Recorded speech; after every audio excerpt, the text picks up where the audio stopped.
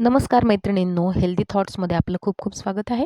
आणि आज आपण बघणार आहोत की आपलं शरीर निरोगी आणि मजबूत कसं ठेवायचं आहे.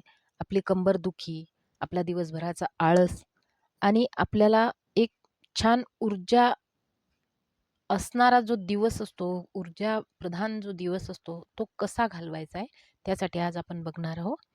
अ, एक तर आज आपण बघणार आहोत हातपाय आणि कंबर आपली मजबूत राहण्यासाठी एक घरगुती उपाय, साधा आणि सोपा उपाय सांगते. 1 वाटी फक्त दूध घ्यायचंय. त्यामध्ये 2 चमचे खारीक पावडर टाकायची आणि 2 चमचे खारीक पावडर त्यामध्ये शिजू द्यायची आणि शिजल्यानंतर फक्त सकाळी नाश्त्याला हा प्रयोग करायचा आहे, रोज.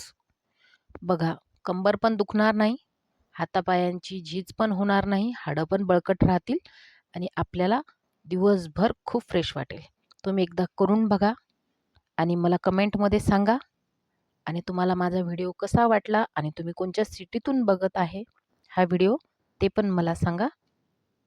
आणि असेच नवनवीन उपायासाठी घरगुती उपाय मी तुम्हाला सांगणार आहे. तुम्हाला ते कसे वाटतात मला जरूर कमेंटमध्ये सांगा.